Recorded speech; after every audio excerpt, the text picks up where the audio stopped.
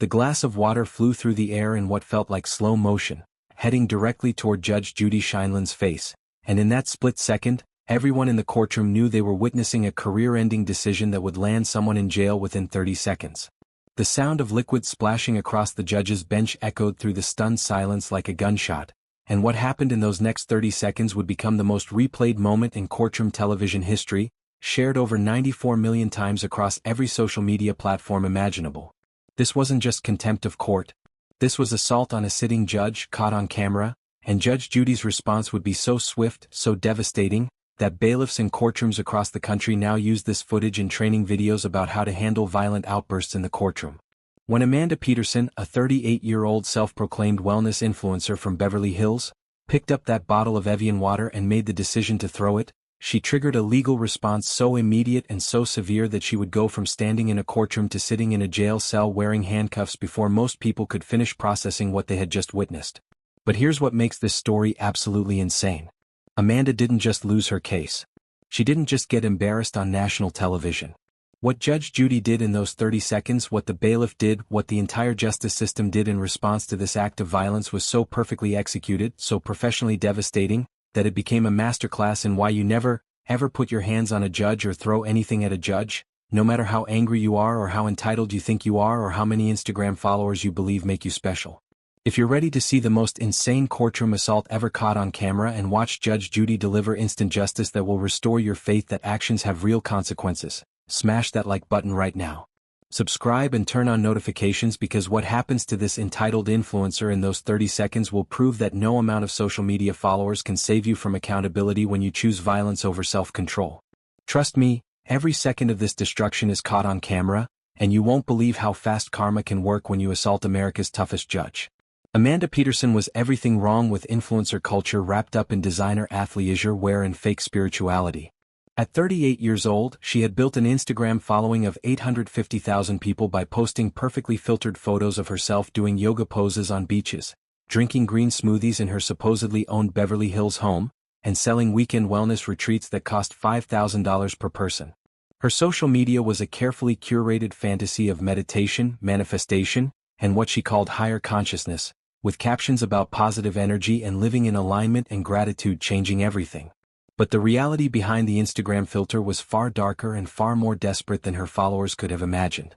Amanda lived in a $2.8 million Beverly Hills home that she rented but claimed to own, driving a leased white Range Rover with a custom license plate that read Namaste, and wearing nothing but expensive Lululemon outfits accessorized with crystal jewelry that she claimed had healing properties. She ran something called Namaste Wellness Retreats, where she charged wealthy women $5,000 for a weekend of yoga, meditation, and what she described as transformative healing, but what former attendees described as overpriced camping with a narcissist who spent most of the time talking about herself and taking photos for Instagram. She had 850,000 followers who hung on her every post, believing they were watching someone who had achieved enlightenment and financial freedom through positive thinking and manifestation. The truth was that Amanda Peterson was drowning in debt, barely keeping up appearances, and growing increasingly desperate as her house of cards began to collapse around her. She owed $127,000 across multiple credit cards, was 4 months behind on her rent to the tune of $18,000, and the IRS had filed a lien against her business for $43,000 in unpaid taxes. Her wellness retreats were failing because word was spreading about her toxic behavior and lack of actual credentials, and she was running out of ways to maintain the lifestyle she had been faking for her followers. But Amanda had developed a strategy for getting money when she needed it, a pattern of behavior that had worked for her multiple times before, and she was about to try it one more time on the wrong person. Amanda's method was simple and effective. She would hire a small business owner for a service, use that service for her business, then weeks later claim the work was defective and demand not just a refund but additional money for damage to her reputation and business. She would threaten to sick her hundreds of thousands of followers on the small business through negative reviews and social media attacks.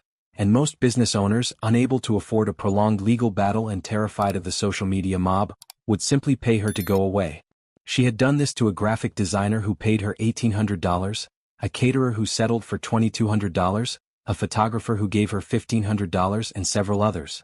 It was extortion dressed up as customer complaints, and Amanda had convinced herself that she was simply a savvy businesswoman who knew how to leverage her platform. She had no idea that her latest target would refuse to be bullied, would take her to court, and would end up sitting across from her in Judge Judy's courtroom on the day Amanda's entire world would explode in the most spectacular and violent way possible.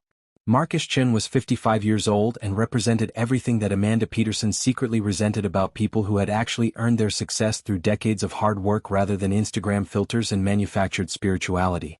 He was a Taiwanese immigrant who had come to America at age 25 with $800 in his pocket, a dream of building something meaningful, and a deep respect for meditation and Eastern philosophy that Amanda only pretended to understand for social media content. Marcus had worked 3 jobs simultaneously for 15 years, sleeping 4 hours a night, sending money back to his family while saving every possible penny, learning English at night school, and slowly building the expertise and capital necessary to open his own meditation supply shop in a modest but respectable neighborhood where rent was affordable and the community was supportive of small businesses. His shop, called Peaceful Path Meditation Supplies, was a labor of love that reflected Marcus's genuine dedication to helping people find inner peace through quality meditation tools. He sold everything from meditation cushions and yoga mats to singing bowls and incense, but his specialty was custom meditation cushions that he handcrafted himself using techniques he had learned from master craftsmen in Taiwan and refined over 20 years of practice. Each cushion was made with meticulous attention to detail, using high-quality fabrics and filling materials, with stitching so precise and durable that customers would often return years later to tell him their cushions were still in perfect condition. Marcus had built his reputation on integrity, quality, and treating every customer with respect and patience, even the difficult ones who demanded discounts or complained about prices or asked him to rush orders that required careful craftsmanship. When Amanda Peterson walked into his shop 6 months before the courtroom confrontation, Marcus had no idea he was about to meet someone who would nearly destroy everything he had built. Amanda entered his modest store like she was inspecting a disaster zone, her eyes scanning the simple but clean space with barely concealed disdain, immediately commenting that it wasn't as upscale as the boutiques she usually frequented in Beverly Hills, as if his Brooklyn location was evidence of inferior skill rather than simply a different economic reality. She explained that she needed custom meditation cushions for her upcoming wellness retreat, something special that would impress her high-end clients and look good in the photos she would post on Instagram.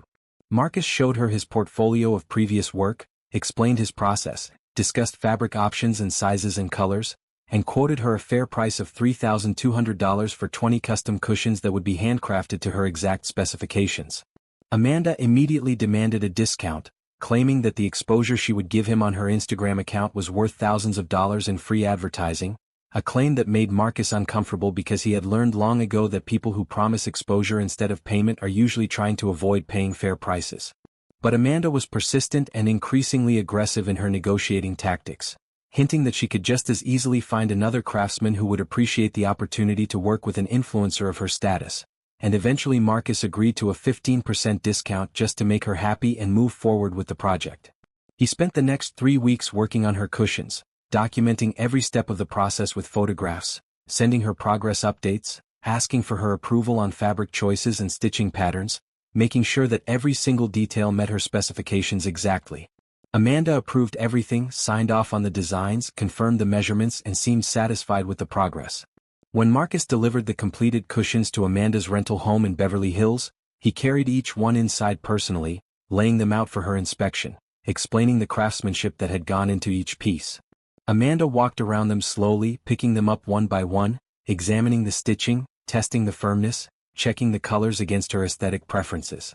After nearly 30 minutes of inspection, she finally said, "These will work," in a tone that suggested she was being generous rather than acknowledging the exceptional quality of the work Marcus had delivered.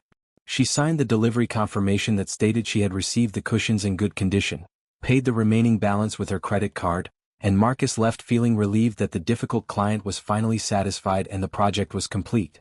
3 days later, Amanda even sent him a text message that read, "The cushions look great, thanks," which Marcus saved because he had learned to document everything when dealing with demanding customers. 2 weeks after that text message, Amanda used the cushions at her $5,000 per person wellness retreat, a weekend event at a rented estate in Malibu where wealthy women paid ridiculous amounts of money to do yoga, eat vegan food, and listen to Amanda talk about manifestation and higher consciousness. The cushions were prominently featured in every activity, and Amanda made sure to photograph them extensively, posting multiple images and videos to her Instagram account showing her retreat attendees sitting on the beautiful custom cushions, meditating in scenic outdoor locations, participating in group sessions where the cushions created a perfect aesthetic circle. In one post, Amanda's caption read, "Obsessed with these custom meditation cushions. Exactly what I envisioned. Quality matters when you're creating transformative experiences." Sparkles folded hands. The post received thousands of likes and hundreds of comments from followers praising her taste and asking where they could buy similar cushions. But 3 weeks after her successful retreat, 3 weeks after posting photos praising the cushions, 3 weeks after her clients had used them without a single complaint, Amanda sent Marcus a text message that made his blood run cold. "The cushions are defective. The stitching is coming apart and the fabric is cheap. I need a full refund of $3,200 plus $10,000 for damage to my business reputation. My lawyer will contact you." Marcus read the message 3 times, unable to comprehend how cushions that had been perfect enough to feature in her Instagram posts and use at a premium retreat could suddenly be defective. He responded asking for photos of the alleged defects, asking which specific cushions had problems, offering to repair or replace anything that was genuinely damaged. Amanda's response was immediate and threatening. "I don't have time for this. Full refund plus damages or my 850,000 followers will hear about how you scammed me. Your choice." Marcus Chin knew he was being extorted, but he also knew he was facing someone with resources and a social media platform that could destroy his small business overnight through coordinated attacks and fake reviews. He consulted with a lawyer who told him the truth he didn't want to hear. Fighting this would cost thousands of dollars in legal fees. Amanda could weaponize her followers against his business regardless of the truth, and many small business owners in his situation simply paid the settlement to make the problem disappear. But Marcus had spent 20 years building his reputation on integrity and quality work, and everything inside him rebelled against the idea of paying someone who was clearly lying and manipulating the situation for financial gain. He had documentation proving the cushions were perfect. He had her text messages praising them. He had her Instagram posts featuring them prominently. He had signed delivery confirmations. He decided to fight, even though it would cost him money he couldn't easily afford and stress that kept him awake at night wondering if he had made the right decision. Amanda's lawyer sent threatening letters filled with legal language designed to intimidate someone who didn't understand the American legal system, claiming breach of contract, fraud, negligent business practices, and damage to Amanda's professional reputation. The demands escalated to $13,200, and when Marcus refused to pay, Amanda made good on her threat by posting on Instagram about how a meditation supply shop had scammed her with defective products and refused to make it right. Her followers immediately began attacking Marcus's business, flooding his social media pages with 1-star reviews, calling his shop to harass him, posting negative comments anywhere his business was mentioned online. Marcus watched helplessly as his carefully built reputation was torn apart by people who had never met him, never seen his work, and were simply following their influencers' instructions to destroy a small business owner who had dared to stand up to her. The case eventually made its way to Judge Judy's courtroom, and both Marcus and Amanda prepared for what they believed would be a straightforward small claims dispute. Marcus gathered all his documentation, every photo, every text message, every signed approval form, every piece of evidence that proved he had delivered exactly what Amanda ordered and that she had been completely satisfied until she decided she needed money and saw an opportunity to extort it from someone she viewed as an easy target. Amanda prepared very differently. She spent 3 weeks printing legal articles from random websites, practicing her victim narrative in front of her bathroom mirror, selecting the perfect outfit that would project success and spiritual enlightenment, and convincing herself that her 850,000 Instagram followers gave her a kind of authority that would intimidate even a television judge. Her lawyer warned her repeatedly to be respectful, to control her temper, to follow courtroom protocol, but Amanda dismissed these warnings with the confidence of someone who had never faced real consequences for her behavior and genuinely believed that her social media presence made her special. The morning of the taping, Amanda arrived at the courthouse with her phone in one hand, filming everything for her Instagram stories, and her emotional support Pomeranian tucked under her other arm. She had purchased fake emotional support animal papers online for $49 and genuinely believed this entitled her to bring her pet anywhere she wanted, despite having no actual mental health condition that required the animal's presence. She posted on Instagram before entering the building, "About to educate this TV judge about business law and protecting your brand. When you have 850,000 people behind you, nobody can stop you. Justice is coming."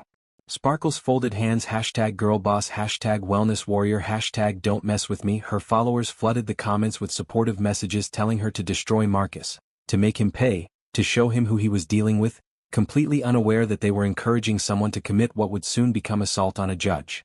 Judge Judy had reviewed the case file the night before, and her experienced eye had immediately spotted the pattern. She had seen Amanda's type 1,000 times. Entitled, manipulative, using social media as a weapon, targeting vulnerable people who couldn't afford to fight back. But what made this case different was the thoroughness of Marcus's documentation and the sloppiness of Amanda's lies. Judge Judy had obtained Amanda's own social media posts through her research team, posts where Amanda had publicly praised the very cushions she now claimed were defective. She had the timeline of events showing Amanda had used the cushions successfully at her retreat before suddenly claiming they were damaged. She had the text messages and emails showing Amanda's approval at every stage of the process. Judge Judy knew exactly what kind of person was about to walk into her courtroom, and she was prepared to expose this fraud in a way that would leave no doubt about who was telling the truth. When Amanda strutted into the courtroom holding her dog and carrying her leather portfolio stuffed with printed internet articles, Judge Judy's eyes tracked her every movement with the focused intensity of a predator watching prey walk into a trap. Amanda shot confident glances at the cameras, already imagining herself going viral for all the right reasons, picturing her followers sharing clips of her standing up to a judge and winning. She had no idea that within minutes she would indeed go viral, but as the most hated woman on the internet rather than the girl boss hero she imagined herself to be. Marcus entered quietly behind her, his modest appearance and nervous demeanor making him look exactly like what he was. A hard-working small business owner who just wanted justice and the chance to clear his name from the lies that had been destroying his reputation for months. Judge Judy opened the proceedings with her signature no-nonsense approach, but before she could even begin reviewing the case, she noticed the Pomeranian in Amanda's lap. "Miss Peterson, you've brought a dog into my courtroom. This is not allowed. Bailiff, remove the animal." Amanda's response was immediate and indignant, her voice rising with entitled outrage as she declared that he was her emotional support animal and she had rights and this was discrimination. Judge Judy asked for her paperwork from a licensed mental health professional, and Amanda fumbled through her bag to produce the fake certificate she had purchased online. Judge Judy examined it for exactly 3 seconds before handing it back with barely concealed contempt. "This is a $49 certificate from a website. This is not a legitimate emotional support animal. Bailiff, take the dog." Amanda's face flushed red as someone from the gallery had to come forward to take her Pomeranian, and she muttered loud enough for the microphones to catch, "This is ridiculous," while Judge Judy simply stared at her with the expression that regular viewers knew meant someone was already in serious trouble. Judge Judy allowed the proceedings to continue despite Amanda's already disrespectful attitude, asking her to explain her case against Marcus Chen and why she believed she was owed $13,200. Amanda launched into a prepared monologue that she had clearly rehearsed dozens of times, speaking in the kind of business jargon and spiritual language that made her sound like a parody of every entitled wellness influencer who had ever existed. She talked about her brand, her platform, her community of 850,000 followers, her reputation as a wellness entrepreneur, and how Marcus had damaged all of that by delivering defective products that fell apart immediately and made her look unprofessional in front of her high-paying clients. She spoke for nearly 3 minutes without actually providing any specific details about what was wrong with the cushions, just vague claims about poor stitching and cheap materials and things falling apart, waving her hands dramatically as if her confidence and volume could substitute for actual evidence. Judge Judy interrupted her with surgical precision. "Miss Peterson, I didn't ask about your Instagram followers. I asked what was wrong with the cushions. Specifically." Amanda's face showed annoyance at being interrupted, and she let out an exaggerated sigh that the microphones picked up clearly, the kind of sigh reserved for dealing with people she considered beneath her intelligence. "Well, if you'd let me finish explaining the context, Your Honor, I was trying to tell you that the stitching came apart and the fabric was cheap and they basically fell apart the first time we used them." Judge Judy leaned forward slightly. "The first time?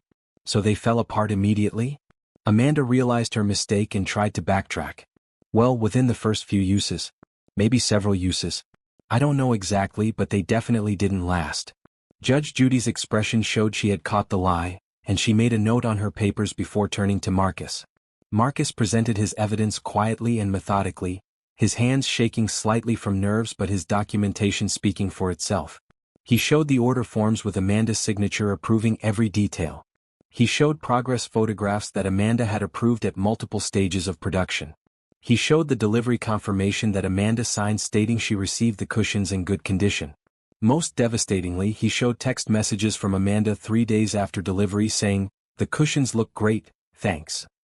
The courtroom could feel the energy shifting as the evidence mounted against Amanda's claims, and Judge Judy's questions became increasingly pointed, asking Amanda to explain how cushions that looked great 3 days after delivery suddenly became defective weeks later. Amanda's answers grew more defensive and less coherent, her voice rising in pitch as she realized her lies were being exposed in front of millions of viewers. Then Judge Judy pulled out the printed Instagram posts, and Amanda's face went pale. Judge Judy held up photo after photo of Amanda's retreat, showing the cushions prominently featured, looking perfect in every image. She read Amanda's own caption aloud with heavy sarcasm dripping from every word. "Obsessed with these custom meditation cushions. Exactly what I envisioned. Quality matters when you're creating transformative experiences." The courtroom was completely silent except for Judge Judy's voice. "Miss Peterson, you posted this 2 weeks after receiving the cushions. You were obsessed with them. The quality mattered. They were exactly what you envisioned. So when did they become defective?" Amanda stammered that she was just being polite, that she didn't want to embarrass herself in front of her clients, that the photos didn't show the real problems. Judge Judy cut through every excuse like a knife through butter, asking why Amanda would lie to her followers if she was really dissatisfied, asking why not a single client complained about the cushions if they were truly defective. Judge Judy then revealed what her research had uncovered about Amanda's pattern of similar lawsuits against small business owners, reading through a list of previous cases where Amanda had used services, claimed defects, and forced settlements through threats and intimidation. "You're not a dissatisfied customer, Miss Peterson. You're a con artist who targets people who can't afford to fight back. You use your social media following as a weapon to extort money from hardworking business owners." Amanda's hands began shaking on the table, her carefully constructed image crumbling in real time as Judge Judy exposed not just her lies but her entire pattern of predatory behavior. Judge Judy then revealed Amanda's financial situation, the $127,000 in credit card debt, the $18,000 in back rent, the IRS lien, painting a picture of someone desperate for money and willing to lie and cheat to get it. Judge Judy leaned back in her chair with finality. "Miss Peterson, I've seen enough. Your case is dismissed. You get nothing. Not one penny. Furthermore, Mr. Chin is awarded $4,500 for the legal fees he incurred defending himself against your fraudulent lawsuit." Amanda shot up from her chair like she had been electrocuted, her face cycling through shock, anger, and indignation in rapid succession. "What? No. You can't do that. This is bullshit. You didn't even listen to my side." Judge Judy's voice became ice cold. "Sit down, Miss Peterson, and control yourself." But Amanda was beyond control now, beyond reason, her entitled rage taking over every ounce of judgment she might have possessed. "I will not sit down. This is completely unfair. You're clearly biased. You don't understand business law. I have 850,000 followers and they're going to hear about this." Judge Judy stood up, something she rarely did, and her voice carried the weight of absolute authority. "Miss Peterson, sit down right now or you will be removed from my courtroom for contempt." Amanda's eyes were wild, her breathing rapid, her hands clenched into fists at her sides. She looked around the courtroom as if searching for someone to validate her outrage, but every face showed shock at her behavior. The bailiff took a step closer, sensing the situation was escalating beyond normal courtroom drama. Amanda's gaze fell on the bottle of Evian water sitting on her table, the expensive imported water she had brought because regular water wasn't good enough for her. In that moment, watching her on the footage later, you could see the exact instant when rage overwhelmed every survival instinct she possessed. Her hand moved toward the bottle and Judge Judy saw it happening. "Miss Peterson, don't you dare." But Amanda was too far gone to hear warnings or think about consequences. She grabbed the bottle, unscrewed the cap with shaking hands, and Judge Judy's voice cut through the tension one final time. "Put that down right now." Amanda's response was to scream, "You want to disrespect me?" and throw the entire contents of the bottle directly at Judge Judy's face. The water arced through the air, and time seemed to slow down as everyone in the courtroom processed what was happening. The water hit Judge Judy's bench and splashed across her robe, some of it reaching her face and papers. The sound of the impact echoed through the absolute silence that followed, a silence so complete that the humming of the cameras seemed deafening in comparison. Judge Judy sat perfectly still, water dripping from her desk, her face a mask of controlled fury that was somehow more terrifying than if she had been screaming. The 30 seconds that followed the water hitting Judge Judy's bench would be replayed millions of times, analyzed frame by frame, and used as the definitive example of how quickly consequences can arrive when you assault a judge. Judge Judy remained absolutely motionless for what felt like an eternity but was actually only 3 seconds, water still dripping from her desk onto her robe, her eyes locked on Amanda with an intensity that made everyone in the courtroom hold their breath. When she finally spoke, her voice was so cold and controlled that it was more frightening than any amount of yelling could have been. "Bailiff, place Miss Peterson under arrest immediately for assault on a judicial officer." The bailiff, who had already been moving toward Amanda the moment she grabbed the bottle, was on her in seconds, joined by the court security officer who had materialized from his position near the door. Amanda's face showed absolute shock as the reality of what she had just done began penetrating her rage-fueled mind. "Wait, no, I didn't mean to, she made me do it, this isn't fair." Her voice was rising to a shriek as the bailiff grabbed her arm and spun her around, pulling her hands behind her back with practiced efficiency. "Turn around and put your hands behind your back, Miss Peterson. You're under arrest." The metallic click of handcuffs closing around Amanda's wrists echoed through the silent courtroom like a judge's gavel delivering a final verdict. Amanda began crying immediately, her carefully applied makeup already running down her face in dark streaks, her spiritual wellness guru aesthetic completely destroyed. "Please? I'm sorry. It was just water. She provoked me. I have a business.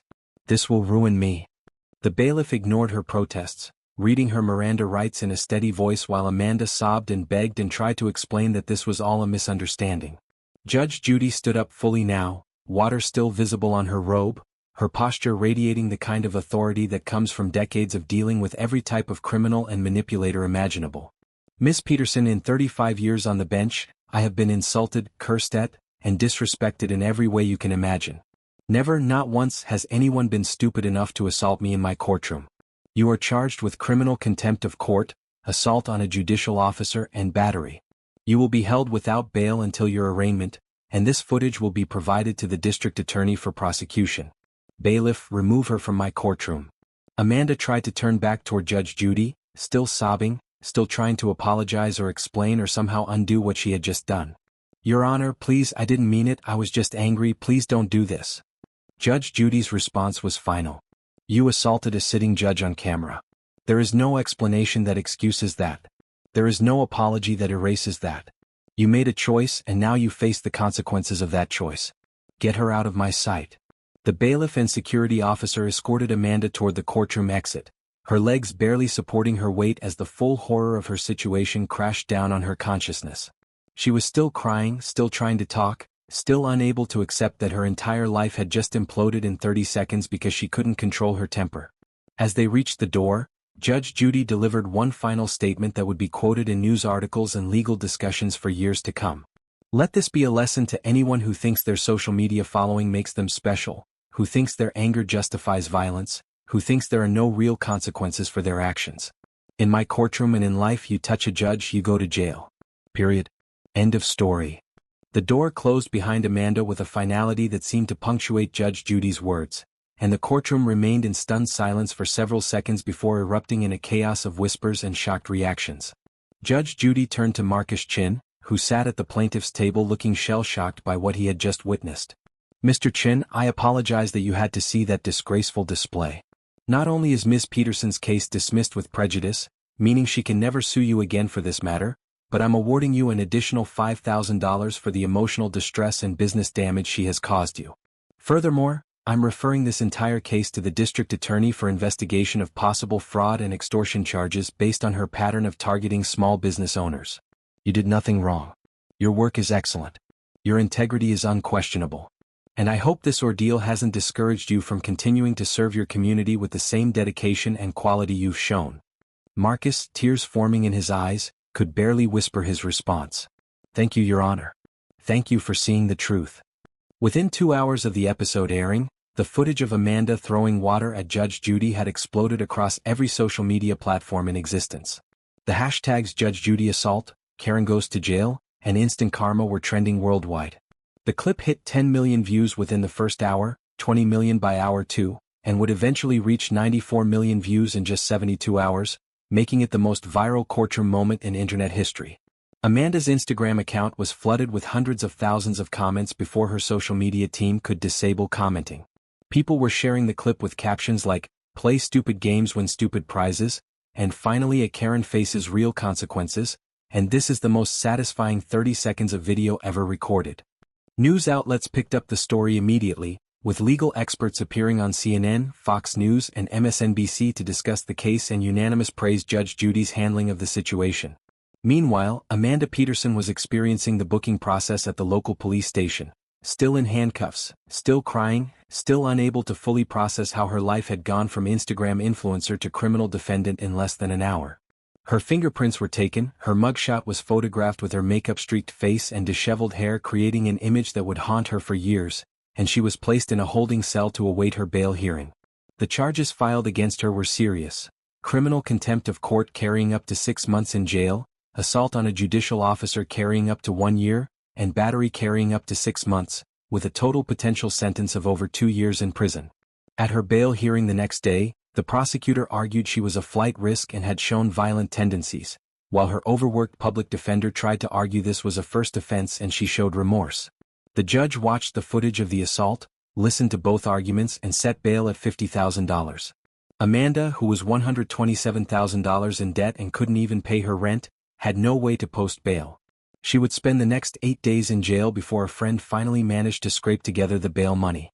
The aftermath for Amanda was total and complete destruction. Her Instagram followers dropped from 850,000 to 340,000 within 48 hours, with the remaining followers mostly hate watchers waiting to see what happened next.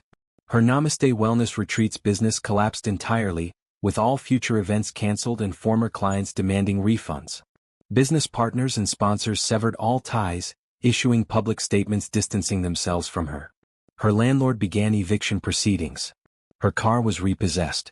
News crews camped outside every location associated with her, making it impossible for her to go anywhere without being recognized and confronted. Meanwhile, Marcus Chen's meditation supply shop was overwhelmed with orders from people across the country who wanted to support him. His story was featured in national news as an example of a small business owner standing up to an influencer bully, and a GoFundMe campaign started by sympathetic viewers raised over $184,000 to help him expand his business and recover from the ordeal. The contrast between Amanda's destruction and Marcus's vindication became the ultimate example of how justice, when properly delivered, can restore balance to situations where bullies had previously operated with impunity. Amanda Peterson eventually pleaded guilty to reduced charges and served 90 days in jail, performed 200 hours of community service, paid a $10,000 fine, and received a permanent criminal record that would follow her for the rest of her life. She lost everything: her home, her business, her reputation, her followers, and her freedom. She moved back to Ohio to live with her parents, working minimum wage jobs and trying to rebuild a life from the ashes of her own choices. Judge Judy's handling of the assault became legendary in legal circles and popular culture, a perfect example of swift justice delivered with absolute authority. And Marcus Chen continued making his meditation cushions with the same integrity and quality that had defined his work from the beginning, now with a waiting list of customers who wanted to support a man who had stood up to a bully and won. The lesson was clear and unmistakable. In Judge Judy's courtroom and in life, 30 seconds is all it takes for consequences to arrive when you choose violence over accountability, and no amount of Instagram followers can save you from the reality that actions always have consequences. The Judge Judy courtroom fell dead silent as the blonde woman in designer clothes leaned forward, her voice dripping with venom and entitlement. "Listen here, you're nothing but a public servant. I pay your salary through my taxes, so you work for me. You're basically my servant." The attack was swift, calculated, and designed to humiliate America's toughest TV judge in front of millions of viewers. But what this entitled Karen didn't know was that she had just sealed her own fate in the most spectacular way possible. Judge Judy didn't explode. She didn't bang her gavel. Instead, she got that look, the one that makes hardened criminals confess their crimes and transforms cocky defendants into trembling messes.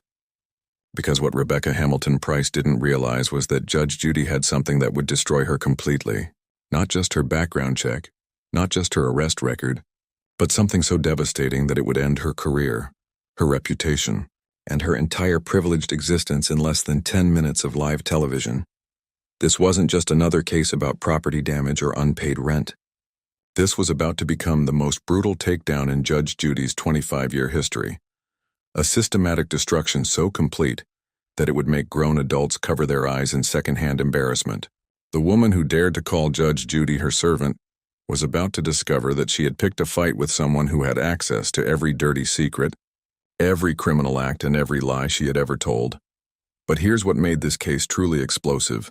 Something that wouldn't be revealed until Judge Judy opened that thick manila folder sitting on her desk. Rebecca Hamilton Price wasn't just another entitled Karen with a bad attitude and a criminal record.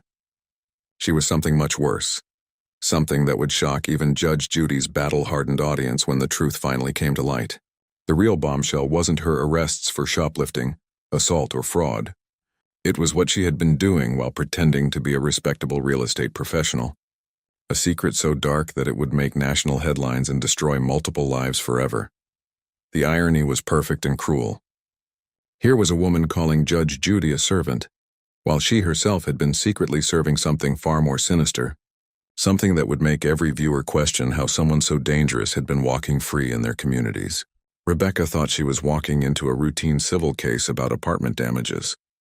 Instead, she had just walked into a trap that had been years in the making, orchestrated by someone who knew exactly who she really was and what she had really been doing. What happened next would become the most viral Judge Judy moment in internet history, shared millions of times across every social media platform, as people watched in stunned disbelief at the complete and utter destruction of someone who thought their money and privilege made them untouchable. This wasn't just justice being served. This was justice being served ice cold, with a side of public humiliation that would follow Rebecca Hamilton Price for the rest of her life. The cameras were rolling, millions were watching, and Judge Judy was about to deliver a masterclass in how to destroy someone who thinks they're better than everyone else. But the real kicker, the moment that would make this case legendary, was still hidden in that folder, waiting to be revealed at exactly the right moment for maximum impact. Before we dive into this incredible story of privilege meeting reality in the most brutal way possible, make sure to hit that like button and subscribe so you never miss these amazing Judge Judy moments. Seriously, you won't want to miss what happens next because this is about to get absolutely wild. And I promise you, the secret Judge Judy reveals about this woman will shock you to your core. Now let's see how America's toughest TV judge turned the tables on this entitled Karen and exposed the truth that would change everything. To understand why this moment would become legendary, you need to know exactly who Rebecca Hamilton Price was and how she had fooled everyone for so long. At 45 years old, Rebecca was the perfect picture of suburban privilege, complete with her freshly highlighted blonde hair, designer clothes that cost more than most people's monthly salary, and that condescending smile that said she believed the world owed her everything. Walking into Judge Judy's courtroom with her $4,000 Hermes bag and fresh Botox, she looked like every entitled Karen who had ever demanded to speak to the manager. But Rebecca's carefully crafted image was built on a foundation of lies that was about to crumble in the most public way possible. She presented herself as a successful real estate agent from Westchester County, living in a $500,000 home and driving a BMW that she claimed to own outright. Her social media was filled with photos of expensive vacations, designer shopping sprees, and charity galas where she posed with other wealthy suburbanites. To anyone looking at her Instagram account, Rebecca Hamilton Price was living the American dream. The case that brought her to Judge Judy's courtroom seemed routine enough. Rebecca was being sued by her former landlord, David Chen, for $8,500 in damages to a luxury apartment she had rented for 6 months in Manhattan's Upper East Side. Chen claimed that Rebecca had turned his pristine property into what looked like a disaster zone, with damaged hardwood floors, broken fixtures, and walls that reeked of cigarette smoke despite a strict no-smoking lease. But Rebecca's defense was classic, entitled behavior at its finest. "I'm a professional with excellent credit and references," she had told the producers during her pre-interview, her voice dripping with the kind of superiority that made people want to see her taken down a peg. "These people are just trying to scam money from someone successful because they think I'm an easy target. I've never damaged anything in my life." The confidence in her voice was unshakable, the kind that comes from a lifetime of getting away with bad behavior because money and connections had always made problems disappear. What made Rebecca particularly dangerous was her ability to manipulate people with her charm and perceived status. She had mastered the art of playing the victim while simultaneously talking down to anyone she considered beneath her, which was basically everyone. Her real estate clients described her as pushy and condescending, but she had enough family connections in Westchester to keep getting referrals, despite her terrible reputation. She was the kind of person who would smile to your face while plotting to stab you in the back. From the moment she walked into the Judge Judy studio, Rebecca had been treating everyone like her personal servants. She demanded special parking, complained about the waiting room furniture, and actually asked a production assistant to get her a specific brand of sparkling water, because regular water gives me headaches. The crew had dealt with difficult defendants before, but Rebecca's level of entitlement was off the charts, even for a show that specialized in dealing with unreasonable people. Judge Judy's team had done their homework, and what they found was disturbing. Rebecca had a pattern of rental disputes going back years, always playing the same game of renting expensive properties, trashing them, and then refusing to pay for damages while claiming discrimination or harassment. She had mastered the art of manipulating the legal system, using her appearance and perceived wealth to convince people she was the victim in situations where she was clearly the aggressor. But there was something else, something that the producers had discovered during their background investigation that went far deeper than simple property damage and bad behavior.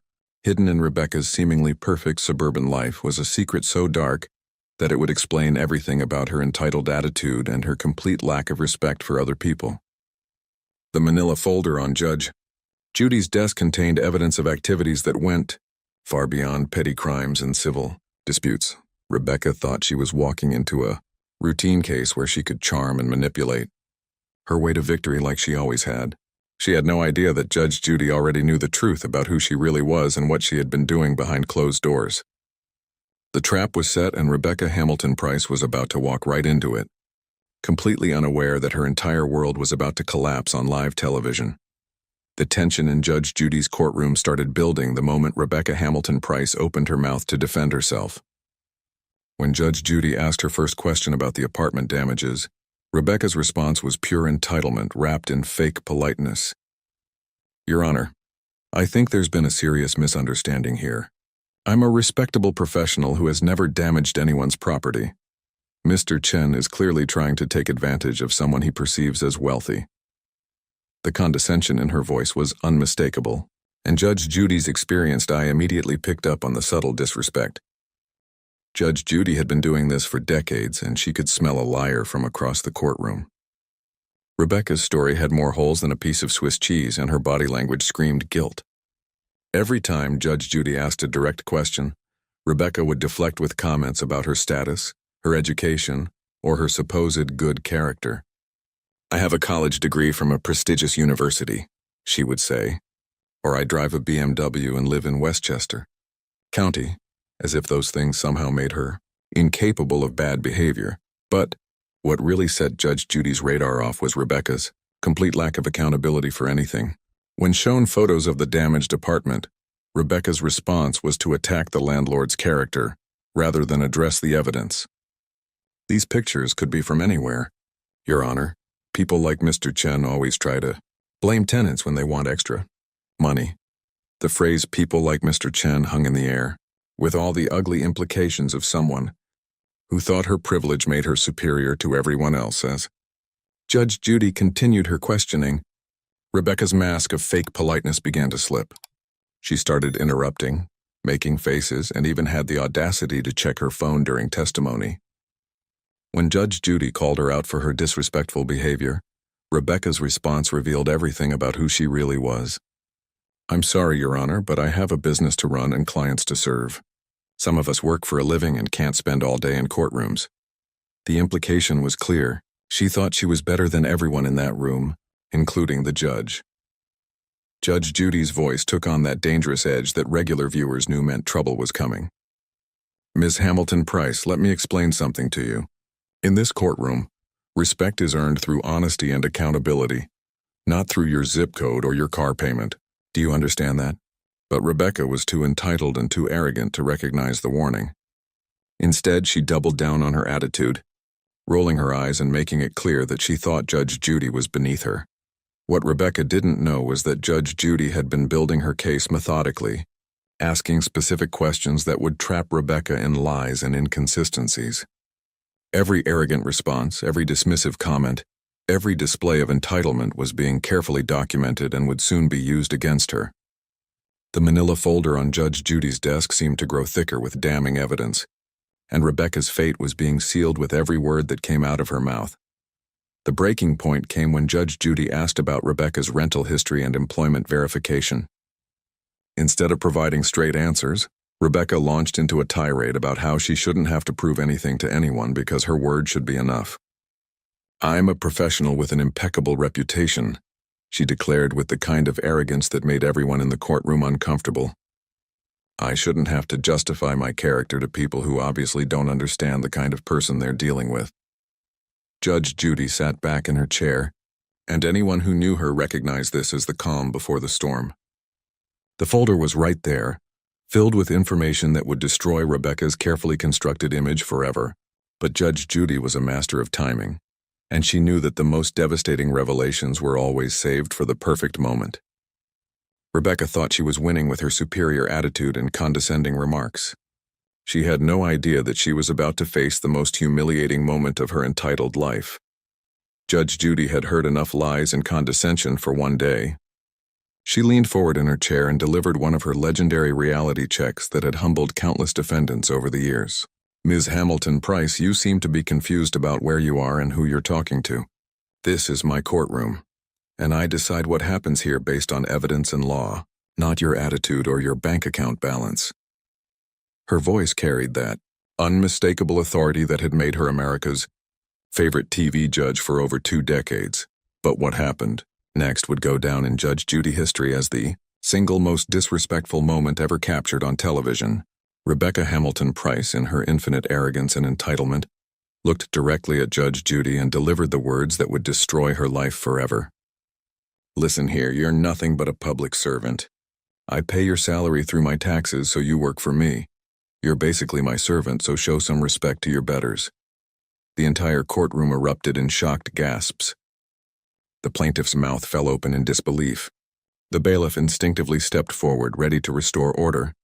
Even the hardened camera crew, who had seen everything in 25 years of filming, stopped what they were doing and stared in complete shock. No one in the entire history of the show had ever been this brazenly disrespectful to Judge Judy. Rebecca had just crossed a line that couldn't be uncrossed. For a moment that felt like an eternity. Judge Judy sat perfectly still, her face a mask of controlled fury. Anyone who knew her recognized this as the calm before the nuclear storm. When she finally spoke, her voice was ice-cold and deadly calm. "Ms. Hamilton Price, you just made the biggest mistake of your life. And I mean that literally." The threat in her voice was unmistakable, and Rebecca finally seemed to realize that she might have gone too far. Judge Judy slowly reached for the thick manila folder that had been sitting on her desk throughout the entire case.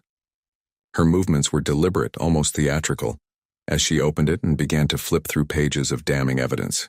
"You know, since you want to talk about who serves whom, let's talk about your history of serving the community. And by serving, I mean the very special kind of serving that people do when they're caught breaking the law." Rebecca's confident smirk began to fade as the reality of her situation started to sink in. She had just insulted and humiliated America's toughest TV judge on live television, in front of millions of viewers.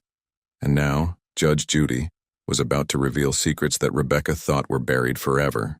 The woman who had called Judge Judy her servant was about to discover what it felt like to be completely and utterly destroyed by someone who had all the power in the room. Judge Judy began her systematic destruction with surgical precision, reading from Rebecca's arrest record like she was delivering a death sentence. "Let's start with your recent adventures in law enforcement, shall we? 2019 shoplifting at Nordstrom. Won $200 worth of designer clothes stuffed into your Hermes bag. You were arrested, fingerprinted, and booked like a common criminal." Rebecca's face went white as her carefully constructed image crumbled in real time. "But wait, there's more," Judge Judy continued with devastating calm. 2020, public intoxication and assault at a Greenwich country club. You were so drunk you couldn't stand, and when security tried to help you, you bit one of them. Yes, Ms. Hamilton Price, you literally bit someone like a rabid animal. The courtroom was dead silent as everyone absorbed the shocking revelation that this entitled woman was actually a violent criminal. Judge Judy flipped another page. 2021, check fraud. 3 bad checks totaling $4,800 to contractors working on your house. You knew they would bounce, but you wrote them anyway because you thought your privilege would protect you.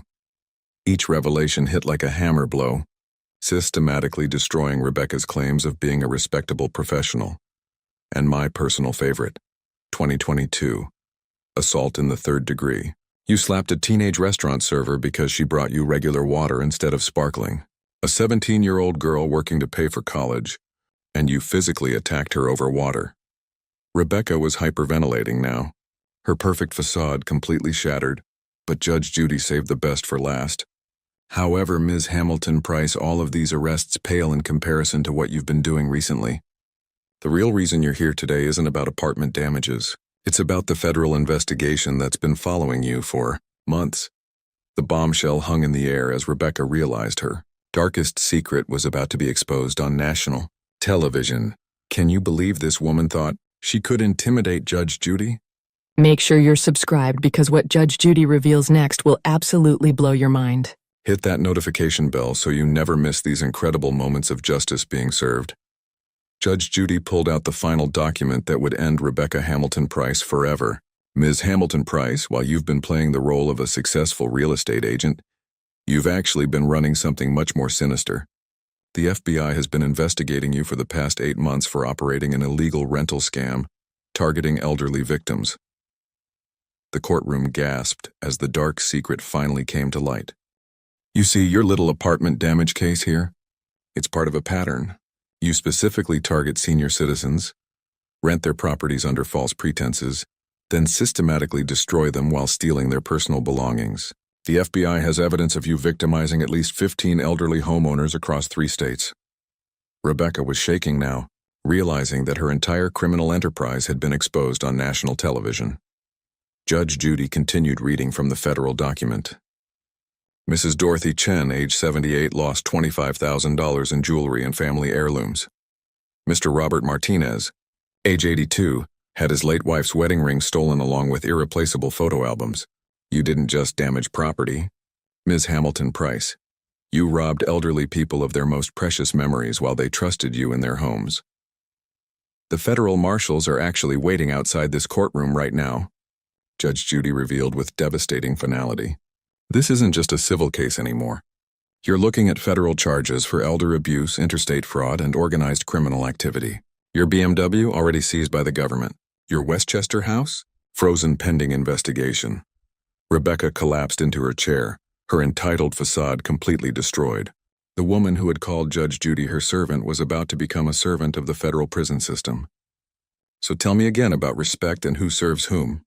Ms. Hamilton Price, Judge Judy said with ice-cold satisfaction. The ultimate justice was about to be served, and Rebecca Hamilton Price's reign of terror against innocent elderly victims was finally over. This wasn't just a Judge Judy victory, this was a federal takedown that would protect countless seniors from this predator's schemes. Judge Judy delivered the final crushing blow that would be remembered forever. Not only do I find in favor of the plaintiff for the full $8,500, but I'm referring this case to the FBI for immediate federal prosecution. Ms. Hamilton Price, you are hereby banned from this courtroom and from appearing on any television program ever again.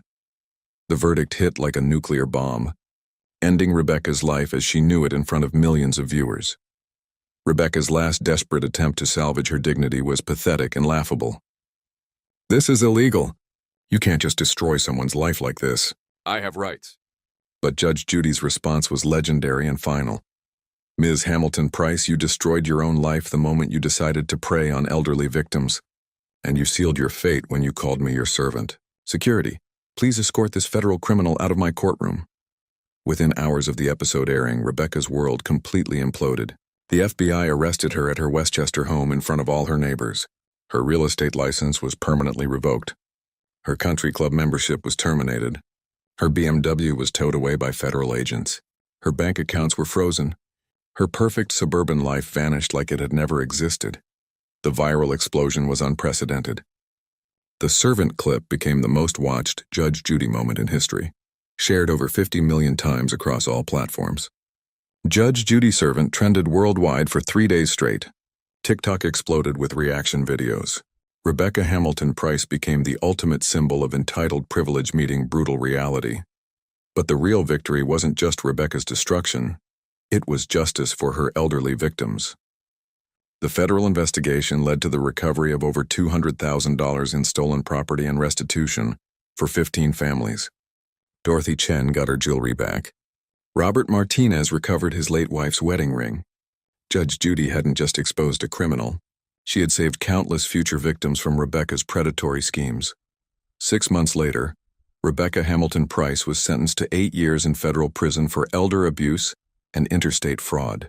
The woman who called Judge Judy her servant now serves meals in the prison cafeteria, a fitting end for someone who thought her privilege made her untouchable. This story proves that in life, just like in Judge Judy's courtroom, karma is real and justice always wins. When entitled people think their money makes them superior to everyone else, they eventually meet someone who can't be bought, intimidated, or impressed by their fake status.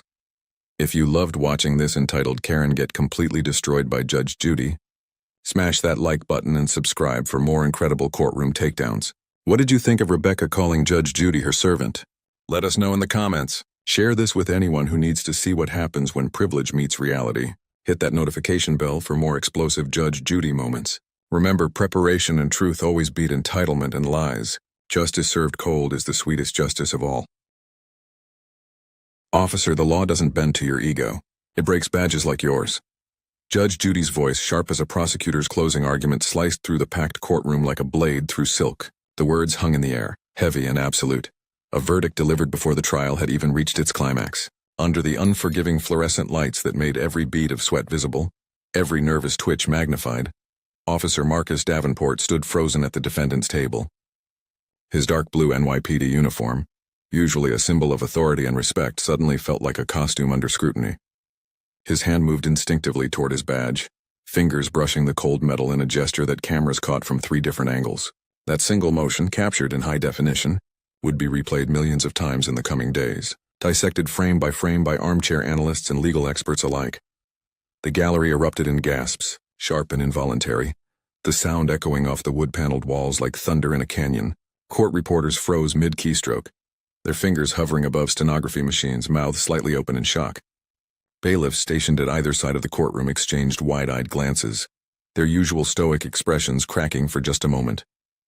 The cameras, positioned strategically around Judge Judy's courtroom, zoomed in with mechanical precision, their red recording lights blinking like accusatory eyes, documenting every second of what was rapidly becoming not just a hearing, but a public execution of credibility.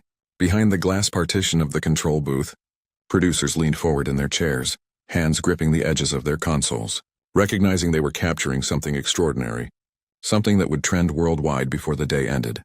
The prosecutor, a sharp-dressed woman in her 40s with 20 years of courtroom experience, leaned back in her chair, arms crossed over her chest, a knowing smile creeping across her face like sunrise breaking over a battlefield. She had seen this before, this moment when ego collided with expertise, when street authority crashed against judicial power. It never ended well for the ego.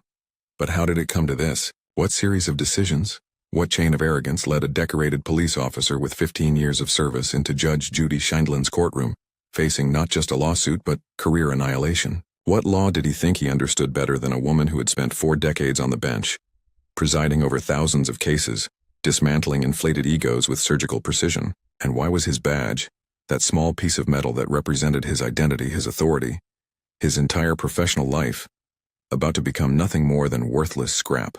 Officer Marcus Davenport, 38 years old, 15-year veteran of the New York Police Department, 3 commendations for bravery pinned inside his personnel file, spotless disciplinary record that gleamed like polished armor.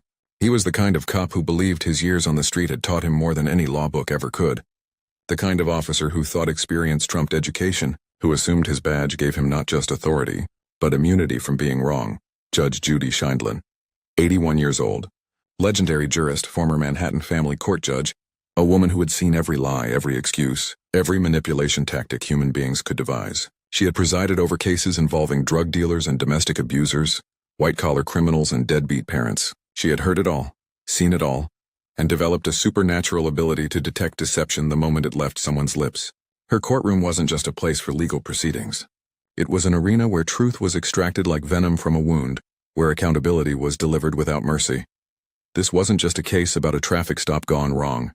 This was a collision course between 2 forms of authority. The authority of the street, earned through years of patrol work and confrontation, and the authority of law, earned through decades of study, precedent, and judicial wisdom. Only one would walk away intact. The courtroom felt smaller suddenly, the walls closing in as every spectator in the gallery leaned forward in their seats, sensing what was coming. The air conditioning hummed loudly but did nothing to cool the rising temperature of tension. Someone coughed nervously in the back row. Papers shuffled at the plaintiff's table. The clock on the wall ticked audibly, each second a countdown to devastation. This wasn't going to be a hearing. This was going to be a masterclass in legal destruction. Broadcast live, recorded for eternity, and Officer Marcus Davenport had no idea the trap had already been set. The courtroom was a cathedral of justice, all dark wood paneling and high ceilings that absorbed sound and amplified authority. Judge Judy's bench sat elevated like a throne, positioned so she looked down upon everyone who dared enter her domain. The American flag and New York state flag flanked her position like silent sentinels, bearing witness to the proceedings. Overhead fluorescent lights cast harsh, unforgiving shadows that made every facial expression stark and readable, every bead of sweat visible, every nervous gesture magnified for the cameras that lined the room like sentries. 2 professional cameras on heavy tripods framed the edges of the set, their operators adjusting angles with practiced precision. This wasn't just a courtroom. This was Judge Judy's television courtroom, where justice was dispensed and broadcast to millions, where every word spoken would be immortalized in digital perpetuity, clipped and shared and analyzed across every social media platform within hours. The gallery seats were packed to capacity. On the plaintiff's side, supporters wore matching Justice for Maria t-shirts, their faces set with determination. On the defense side, the seats were noticeably sparse, just 2 uniformed NYPD officers who sat rigid with arms crossed defensively, their expressions carefully neutral, but their body language screaming solidarity with their fellow officer. The court stenographer sat positioned to the right of the bench, fingers already moving across her machine in anticipation, capturing every word for the official record. The bailiff stood near the courtroom doors, hand resting casually on his belt, eyes tracking Officer Davenport's every movement with the practiced vigilance of someone who had seen defendants snap under pressure before. Maria Rodriguez approached the witness stand. 32 years old, single mother of 2, exhaustion written in the lines around her eyes from working double shifts as a nurse at Mount Sinai Hospital. Her hands trembled slightly as she raised her right hand to take the oath, but her voice grew stronger with each word she spoke. She wasn't just fighting for herself. She was fighting for every woman who had ever been pulled over late at night and felt that cold fear creeping up her spine. She described the incident with painful clarity. Pulled over on the Cross Bronx Expressway at 9:47 p.m. on a cold Tuesday night in March. She was driving home from her shift, bone-tired but careful, obeying every traffic law because she couldn't afford a ticket, couldn't afford any complications in her already stretched thin life. Officer Davenport approached her window, flashlight beam cutting through the darkness like an interrogation spotlight. The interaction started normally. License and registration. Standard procedure. She complied immediately, hands visible on the steering wheel. No sudden movements, everything by the book. But then the tone shifted. Officer Davenport's expression changed, his voice took on an edge. "Step out of the vehicle, ma'am. I smell marijuana." Maria's voice broke as she recounted her protests. She doesn't smoke, never has. Works in healthcare with mandatory random drug testing that would cost her job if she ever tested positive. But Officer Davenport ignored her, ordered her out more forcefully, his hand moving to his weapon in what she perceived as a threat. For 45 minutes she stood on the highway shoulder while he tore through her car. Cars whizzing past at 70 miles per hour, headlights illuminating her humiliation. 45 minutes of searching. Found nothing. No drugs, no paraphernalia, no evidence whatsoever. But he didn't apologize. Instead, he handed her a ticket. Obstructing governmental administration. $500 fine for allegedly refusing to comply with his search, a lie that appeared nowhere in his incident report, documented by no evidence except his word against hers. Judge Judy's eyes narrowed as she listened, fingers steepled on the bench. The courtroom recognized that expression. It was the look that preceded devastation. Before we watch Officer Davenport try to defend the indefensible, do me a favor, hit that subscribe button right now. Why? Because we break down moments where authority meets accountability, where badges don't protect you from the truth, and trust me, what happens next is a masterclass in legal destruction. We analyze these power dynamics every single week, courtroom confrontations where egos get shattered and justice gets served cold. Tap that notification bell too, because you won't want to miss a single takedown.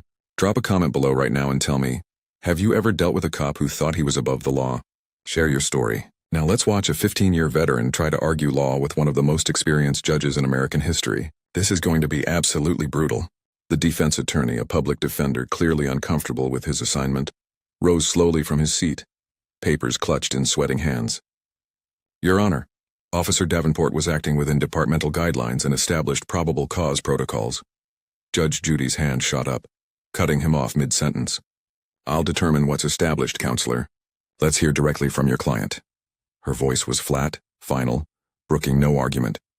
Officer Marcus Davenport stood, his uniform crisp and perfectly pressed, every crease sharp enough to cut paper. He approached the witness stand with measured steps, the confident stride of a man who had testified in court over 100 times, a man who believed he knew exactly how this would play out. He raised his right hand for the oath, his voice steady and clear. I do. Settling into the witness chair, he adjusted his uniform in a calculated gesture, ensuring his badge caught the overhead lights, a deliberate reminder to everyone in the room of his authority, his position, his power. His posture screamed defiance, shoulders back, chin up, eyes challenging anyone to question his version of events.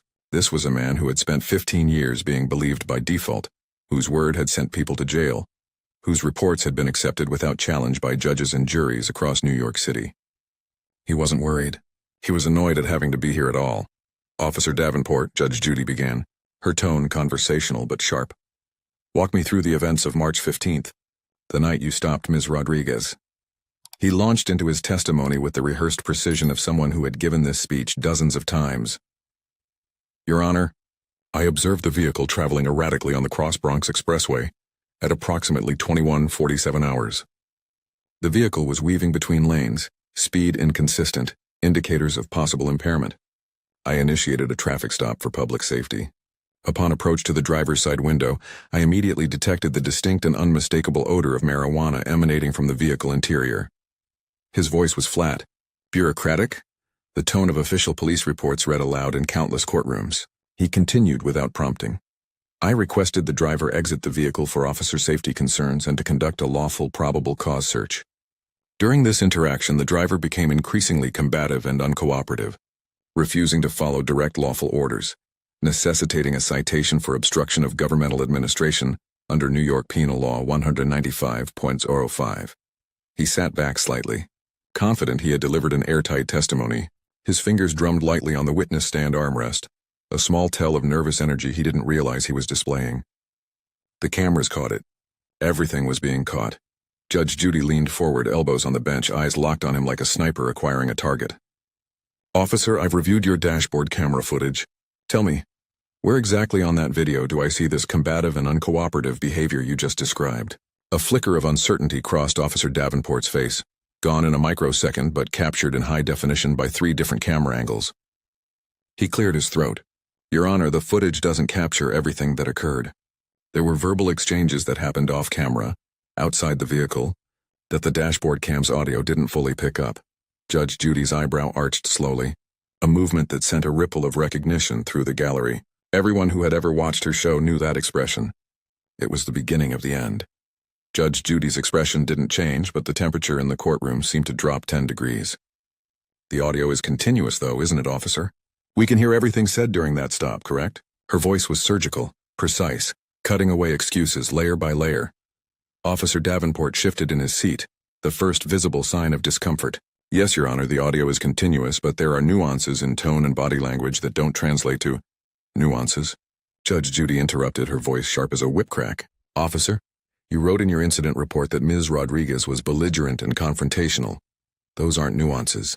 Those are specific behavioral descriptions. Show me where on that footage she displays belligerence. The courtroom held its collective breath. Reporters' pens hovered above notepads, frozen mid-word. The cameras zoomed in on Officer Davenport's face, capturing the redness creeping up his neck, the tightening of his jaw, the way his hands gripped the armrests just a fraction tighter. Your Honor, he said, his voice taking on an edge. With all due respect, I've been doing this job for 15 years. I know what probable cause looks like. I know what marijuana smells like.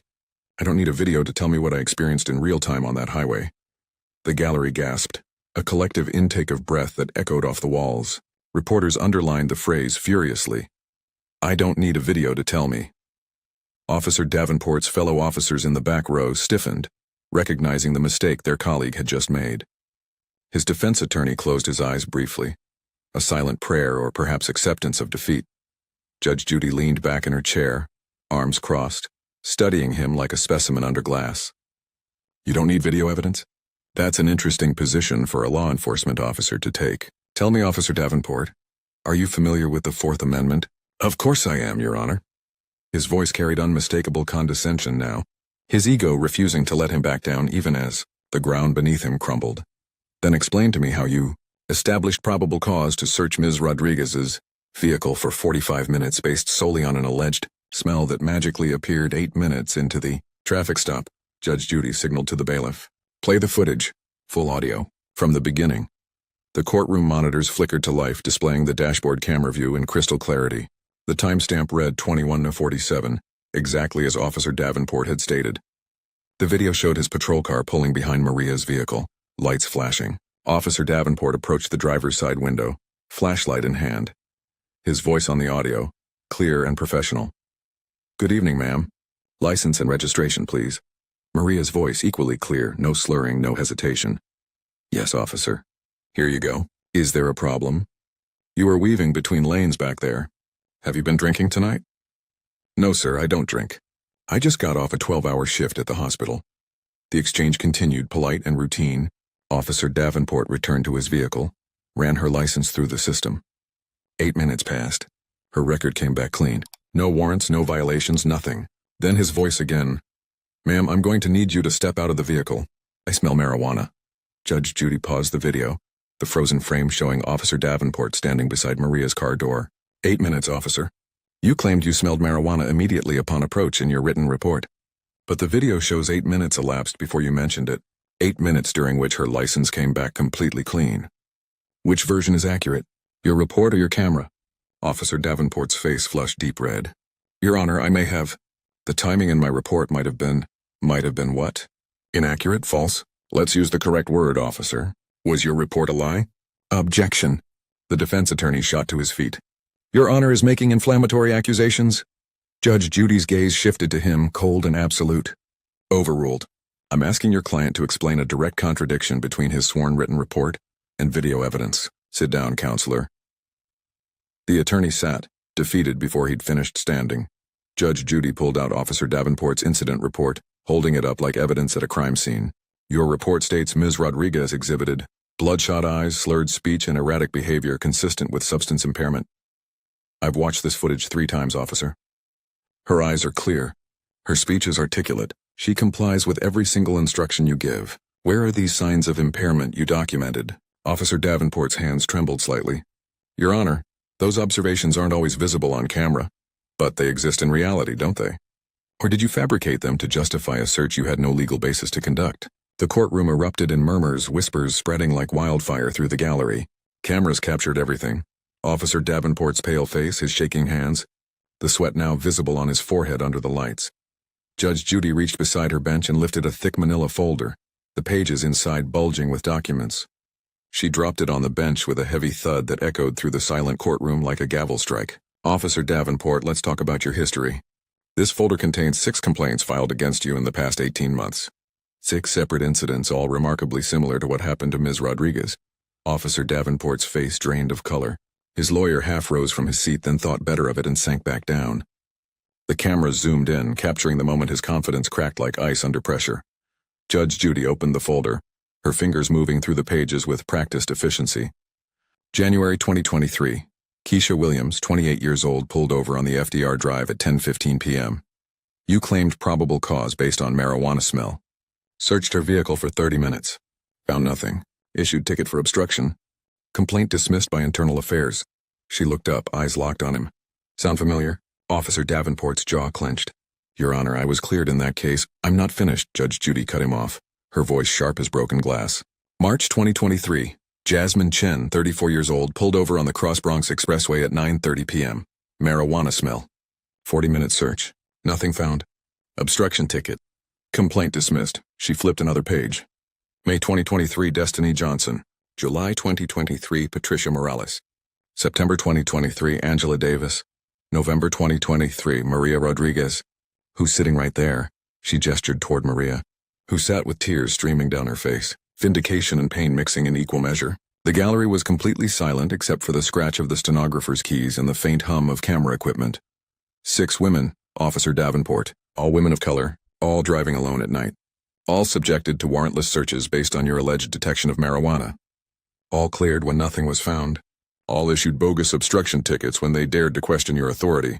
6 complaints, all dismissed by NYPD Internal Affairs without serious investigation. Judge Judy's voice grew colder with each word.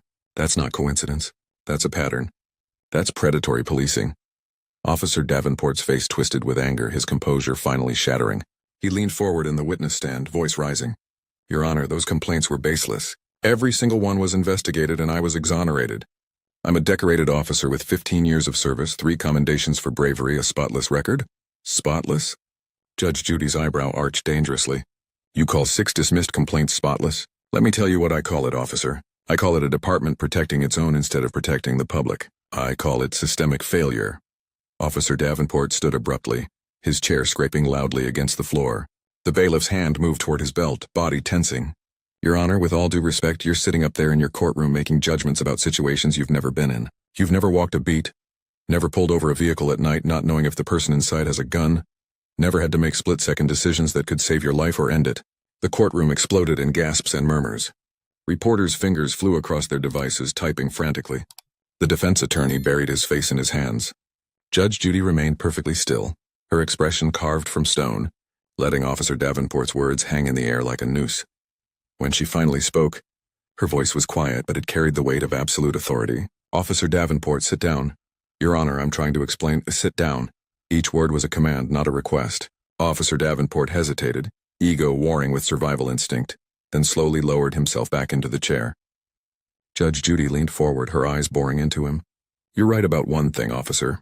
I've never walked a beat, but I have spent 40 years interpreting the law, applying the law, and holding people accountable when they break the law. And right now you're in my courtroom, arguing with me about the law. That's not courage, officer. That's stupidity masquerading as authority.